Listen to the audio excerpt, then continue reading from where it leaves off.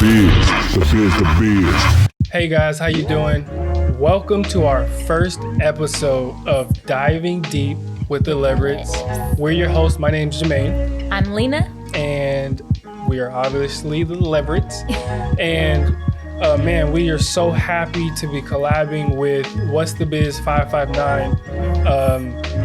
If you don't know, What's the Biz focuses on community, strengthening the community, really focusing on bringing together low economic, high economic, really trying to bridge the gap within our community so we can be more in unison. So, man, shout out to them.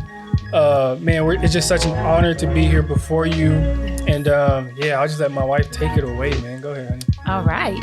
So we are Lev Love, and although my husband thinks it may be obvious, some may not know that, we have a marriage ministry, and it is called Lev Love, and we empower couples with tools to help them to thrive in marriage. In fact, our motto is, a thriving marriage is for you. And so we found that it would be fitting to open up our first episode of Diving Deep with the Levs and share a little bit more about what that looks like, thriving together in marriage. Good. So what I'll do is I'll ask you directly, honey, what does it mean to thrive together?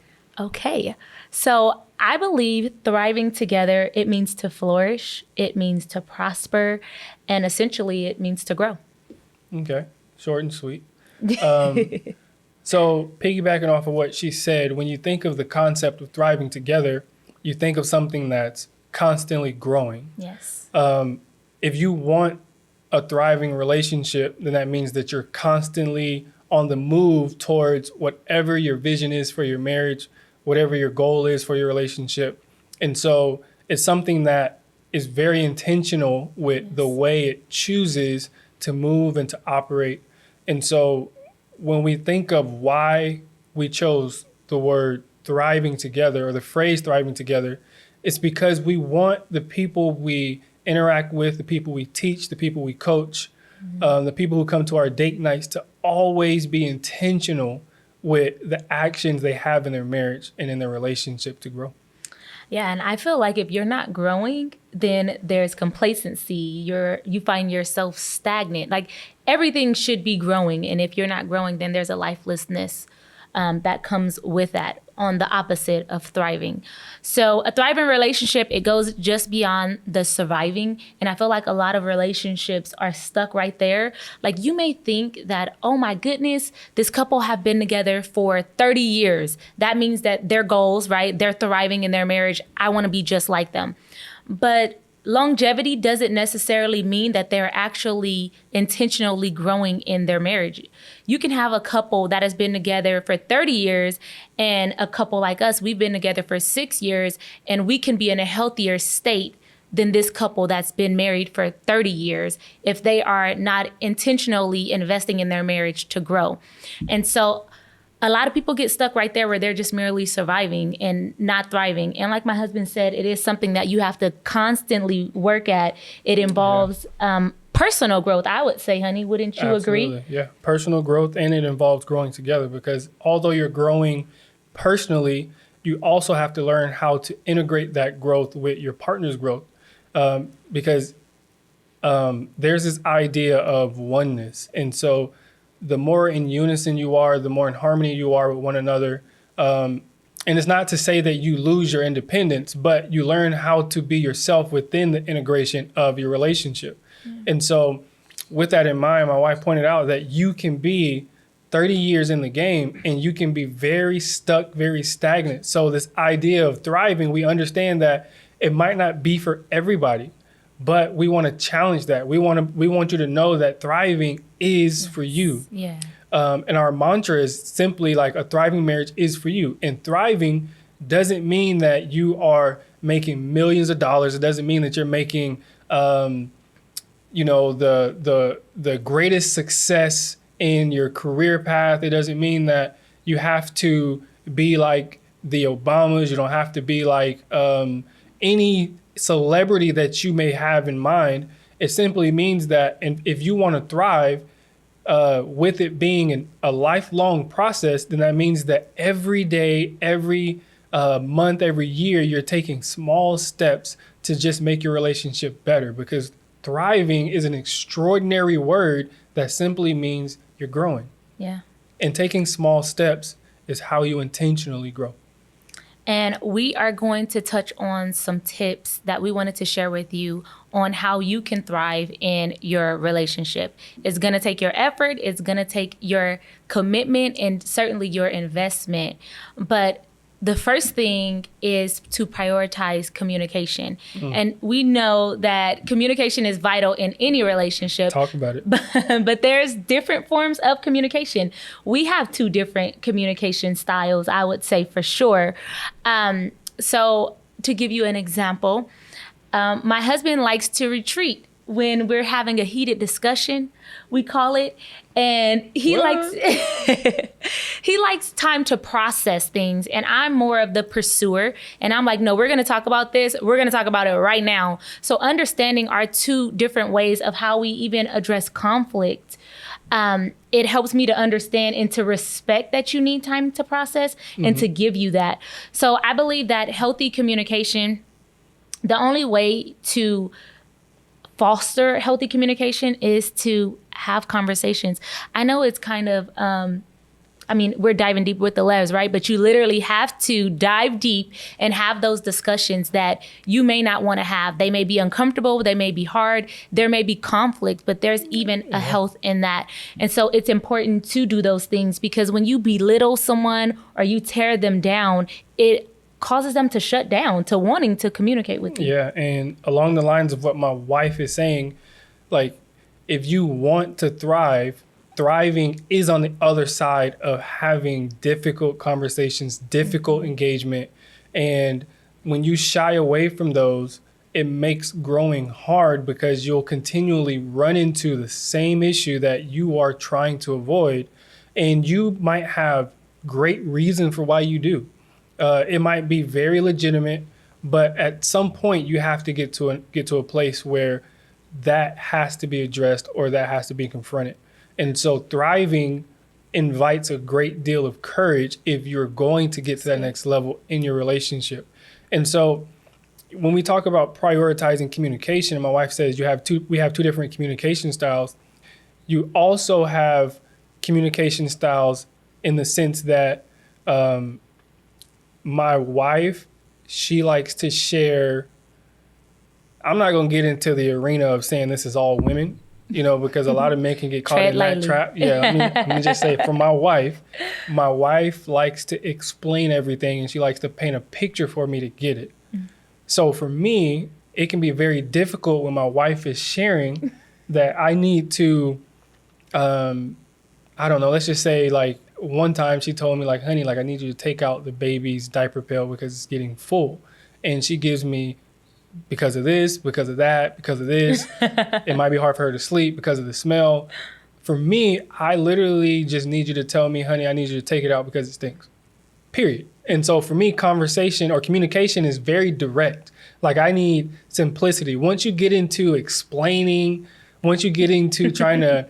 the details matter. Once you get into trying to liken it to something else, it makes it hard. It makes it hard. I'm like, just cut to it. Like, tell me what you want. And so you have that as a way to communicate as well. So yeah. I think it's important to actively listen, even when sharing the details. Explain.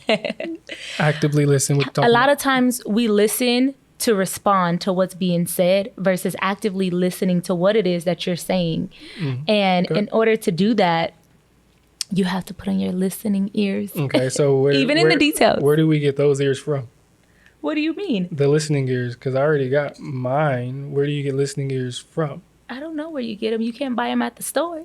Oh, I thought you could. No, it's something that you have to, I guess it's something that you have to put into practice. It's a skill that you have to work at. Okay, there we go. Attaining. It's a skill. Okay. So you saying that therapist. You say no. So you saying that active listening isn't something that you're just born with, that it's something you can actually develop. Yeah, you can develop it. It doesn't come natural for everyone. But yeah, I wasn't always the best listener, but it's a skill that I am working on too, to become better at, because I noticed that within myself, that I would often listen to what you're saying, and I'm like, okay, how can I solve this? What can I do? What can I do to fix this situation? And I'm already thinking of a response in my head. But what that does is it causes you to actually be withdrawn from the conversation and what's being said. And I'm not listening to what it is that you're explaining. Okay, so what you're saying is basically when you don't have on your listening ears, even though they're not the ones you get from Disney that has like the whatever. It's so funny because I tell our 3-year-old, I need you to listen with your listening ears. So saying listening ears is just funny to me. Yeah, it is funny. But what you're saying is when you don't, like, when you're not positioned to listen, and actually can block communication because, you know, you're already tuned out of the conversation is what I'm hearing you say. Yep. Okay, that's good. So do you hear how he just did that though? That was communication right there. So it's like, what I hear you saying is, right. Don't ever assume, if I could say that to you married folks, don't ever assume. Always, okay, so what you're saying to me is this. So there, it doesn't leave room for your own interpretation of what's being said. Absolutely. And what she just pointed out was something that I've learned to develop. Don't get me wrong. I still got a lot of moments where like I'm checked out. Granted, you know, kids, they get on your nerves, long days, you know, a lot of demands at work. You got family that just call you up with bad news, whatever the case may be that hinders that. A way that you can get back into active listening is by being curious or by asking them what they said or repeating what they said, because when you repeat it, it helps you understand it. And if you're wrong, then that's an opportunity for them to correct you. And so that's a great active listening skill. What we got next, honey? Okay, so cultivate emotional intimacy. I feel like this is a big one for women. I'm just saying, I'm going to hold it down for y'all today. It's definitely a big one for you. What do you mean? Yes, it is. It is. Because it matters. Intimacy is not just made in the bedroom. It's also formed in the kitchen and in the living room as well. So it's important to foster that. Time out. What type of intimacy, emotional intimacy are you talking about building in the kitchen? Conversation. Meeting me on an emotional level. Maybe it's affection. Oh, okay. A lot of communication too, though. But Girl, the vulnerability. You about something else. What you thought I was talking about? We'll save that. Okay. We'll save that for another one. Tell them, honey. Tell them about emotional intimacy. It matters to you too, right? Emotional intimacy does matter. For me, the feeling of feeling safe is what matters the most. Okay. And I think another way to say it is to feel secure. If I don't feel secure, if I don't feel like there's a level of trust that I receive from my wife, if I don't feel that she's taking the time to consider how I feel, a lot of men, you know, they like to brush the emotions to the side, and that's a way to, you know, defend against attack. And I get it, you know, it does have its place. But when you want to build intimacy, you have to be able to step aside that and be in tune with how you feel. Because when you're in tune with how you feel, you can accurately explain or illustrate what you need. You know, oftentimes when we go to explain what we need, it can be misleading because you're not considering your emotions. A lot of people don't understand what emotions are. And emotions, the root word in emotions is mote, which means to move. It's the same word that's in locomotive, same word that's in motivation, same word that's in emotion. And so the E in emotion is just energy. So this energy in motion is basically designed to let you know that something is causing you to pay attention. It's telling you to look. And so when you have these emotions, you usually pay attention to the anger because you want to separate. You want to keep distance apart. Keep distance between you and your spouse or you and your partner, and being able to identify what's underneath that. Why are you angry? You know, because she raised her voice at you. But basically, what you mean is that you're angry because she made you feel little. Basically, which means that she made you feel small or sad. So when you try to get underneath that as a man, it helps you really dive into emotional intimacy. Like if you want to grow deeper with your partner, you have to be able to uncover those emotions. That's really good, honey. I really agree with everything that you just said. And it does go both ways. I was kidding when I said it was just women, because as women, we also have to have an environment, create an environment, a safe space for men to be able to share those feelings and those emotions with us, and without judgment. So vulnerability begets vulnerability. The more that we allow them to be vulnerable with us and open up, then it allows us to be able to do the same, and it creates this emotional intimacy. Exactly. And the same can be said about the opposite, that defensiveness begets defensiveness. You know, if you're defensive whenever your partner is coming to you about something that they're bothered with or whatever the case may be, it'll also cause them to be defensive, and it'll cause separation within your marriage. And so we really just wanted to give you just a little quick nugget. That's our goal here on this podcast, is we really want to give you some nuggets that you can take away, that you can practically apply to your relationship, and you can start getting results as you take the initiatives. And so if there's anything that we say on this podcast that you want to know more about, or that you're confused about, or that you disagree with, jump in the comments. Yeah. You know what I'm saying? Jump in the comments. Let's have a conversation, because the idea is we want to grow deeper. And the way we grow deeper is by having further conversations, regardless of whatever your stance is. We invite everything. You know, we invite everything that you have. And so as we close, honey, do you have any final remarks? I just want to say, make sure that you are subscribed to What's the Biz 559. Make sure you're following on all platforms, Instagram and Facebook. And also make sure you're following Lev Love. That's L3V LOVE. We would love for you to join our community. And we're just really excited about this collaboration. And I feel like it's the start to some really, really good things. So stay tuned. Stay tuned. There will definitely be more. We didn't want to take you way in the deep end, but like just get your feet wet a little bit. But we will definitely be diving deep in our podcast. Absolutely. And always remember, a thriving marriage is for you. See you at the next episode.